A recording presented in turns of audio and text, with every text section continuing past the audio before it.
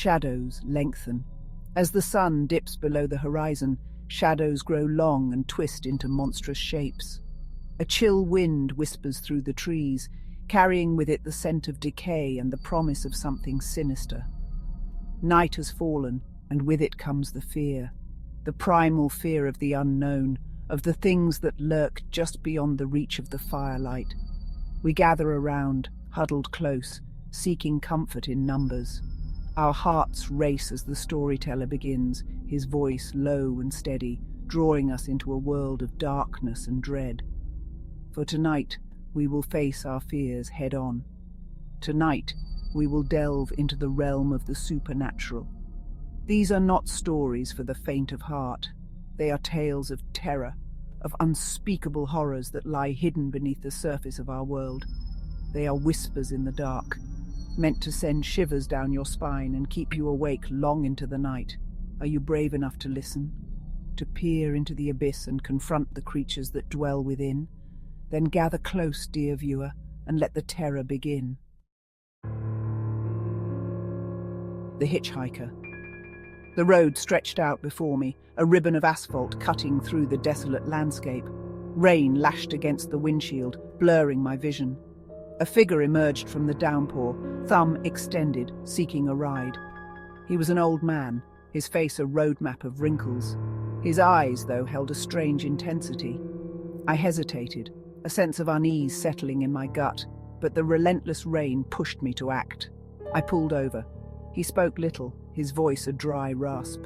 He mentioned a town, a place I'd never heard of. The miles ticked by, each one heavier than the last. His silence was unnerving, broken only by the rhythmic thump of his cane against the floorboard. Then he simply vanished. The passenger seat was empty. The cane lay on the floor, still warm to the touch. I slammed on the brakes, heart pounding. Was I going mad? The whispering walls. The old house stood on a windswept hill, its windows like vacant eyes.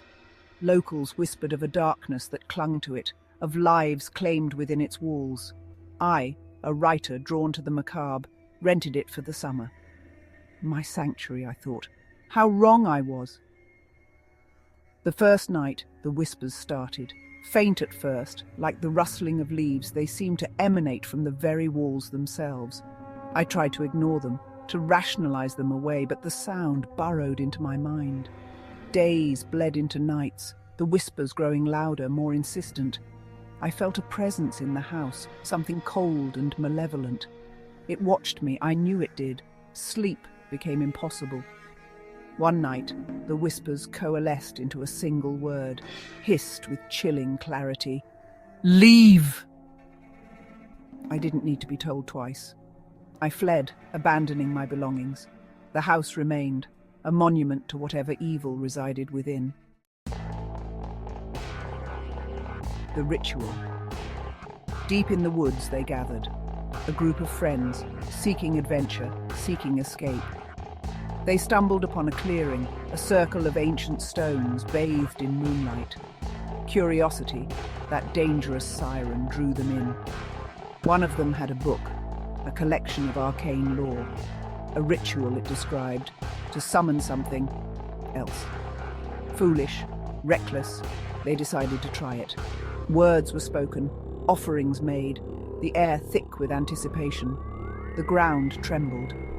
From the earth, a figure rose. Not what they expected, not what the book described. A grotesque parody of humanity, its eyes burning with ancient hunger. Panic seized them. They tried to flee, but the circle held them fast. The creature moved with unnatural speed, its claws dripping with an otherworldly ichor. Their screams echoed through the trees, a symphony of terror.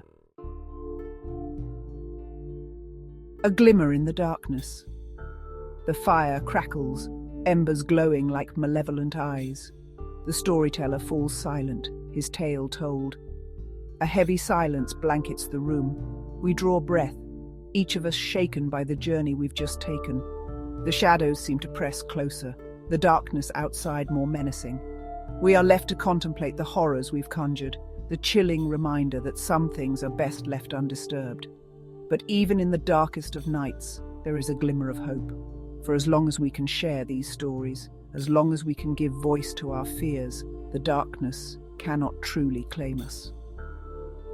The night is far from over, but we are not alone. We have each other and the flickering light of the fire to keep the terrors at bay, for tonight at least.